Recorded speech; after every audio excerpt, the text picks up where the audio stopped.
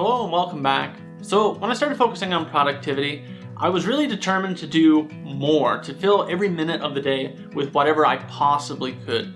But then you quickly realize the barrenness of a busy life, and you have to graduate and move to the next phase beyond that. You need to take some different kind of actions.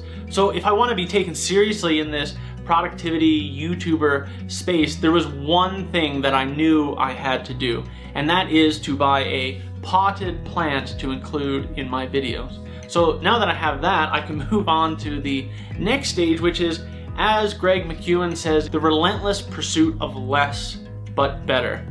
We need to do less. There are so many things, the trivial many, and we lose sight of those vital few. So I started thinking about what are the things that I do every day that is actually consuming my time without adding any real value, and then I'm going to make it into a not to-do list, something that I could look at regularly to remind myself of what I've committed to removing from my life so I could focus on those vital few things that are going to actually add value.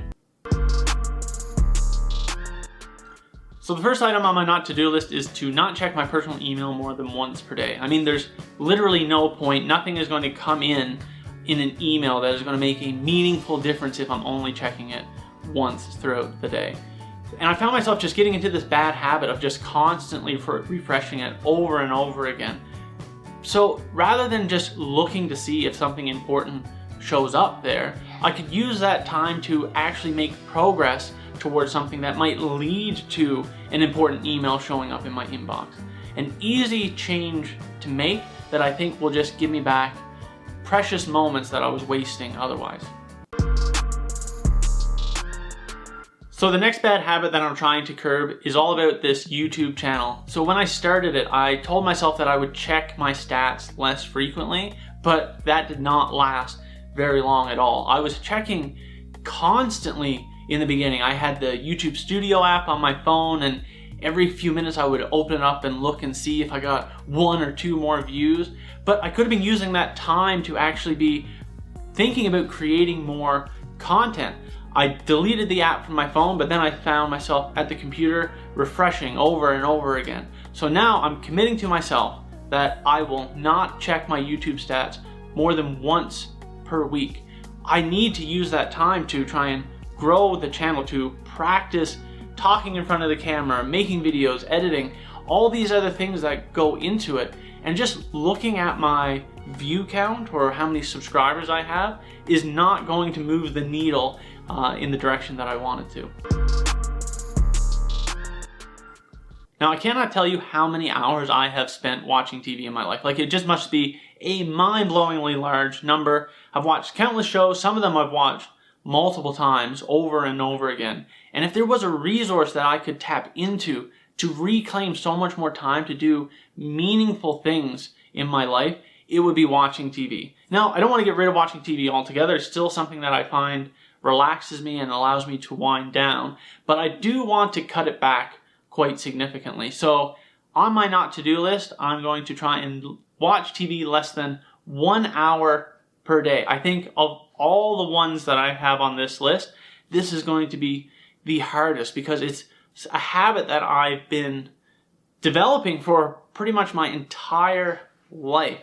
So we'll see how this one goes.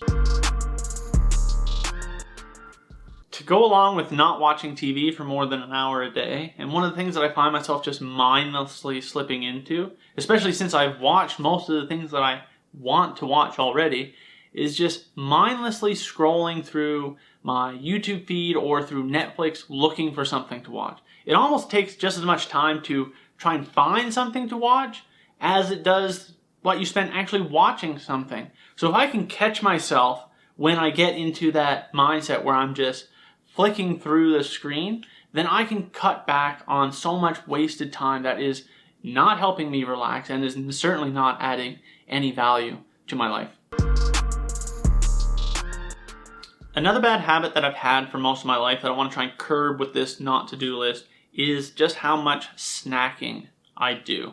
And I mean, it's probably one of the major reasons why I got to be over 250 pounds at my heaviest. especially having a fourth meal at night, which is basically just consists of junk food. So I want to try and cut out eating after supper completely. Not only will I eat less calories throughout the day, but I think it'll actually improve my sleep not eating such high energy items right before bed. So to help me remember what I've actually put on this not to-do list, I've added it to my daily note in Rome research so that every day when I load it up to do my journaling, I can be confronted with what I've committed to not doing. If it's out of sight, it's going to be out of mind. So that daily reminder, I think, is just going to help me break these bad habits and reclaim some of that time that I've been wasting doing very low value things or detrimental things in the past. So let me know down in the comments below what you think of this not to-do list idea. If you already have one, what are the things that you would put on your list? I'd love to hear about it. Also, if you haven't checked me out on Twitter, you can go ahead and follow me at @JeffreyWeber_. Really appreciate it, and I'll see you all next time.